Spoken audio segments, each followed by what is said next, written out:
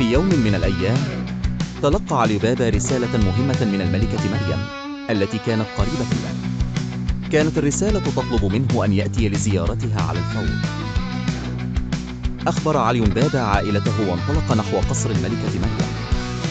عندما وصل رأى الملكة مريم التي كانت دائما بصحة جيدة وسعيدة تبدو الآن ضعيفة ومريضة جدا. شعر علي بابا بالدهشة.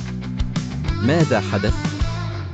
عندما قابلت الملكة مريم آخر مرة كانت بخير تماما. جاء علاء الدين الذي كان الأخ الأصغر للملكة مريم إلى علي بابا وأخبره: علي بابا، أعتقد أن أحدهم قد سحر أختي.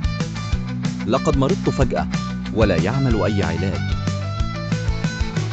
أجاب علاء الدين: نعم، صديقنا سندباد قادم بعلاج.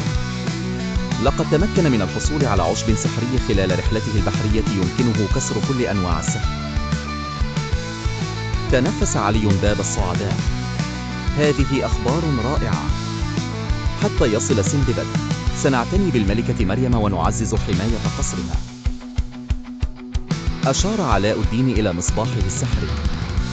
علي بابا، أنا قلق بشأن مصباحي. إذا اكتشف أحدهم أنه هنا فقد يحاول سرقته. هل يمكنك اتخاذ مزيد من التدابير الأمنية لمصباحي؟ وافق علي بابا على الفور. علاء الدين: من واجبي أن أعتني به. سأعين أفضل حراسي لحماية مصباحي. في اليوم التالي وصل سندباد إلى القصر على متن سفينته. كان يحمل عشبا لامعا يتلألأ بضوء سحري. علاء الدين: علي بابا، لقد جلبت العشب الذي يمكن أن يشفي الملكة مريم. استخدم الأصدقاء الثلاثة العشب معا وقدموه للملكة مريم.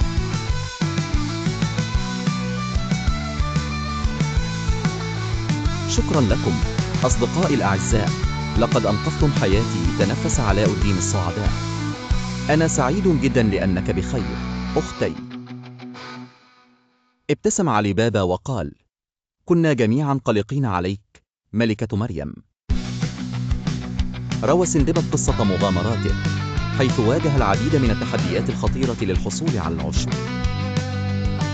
احتفل الأصدقاء الثلاثة معا بشفاء الملكة مريم وتأكدوا من أن قصرهم ومصباح علاء الدين السحري سيظلان دائما في أمان.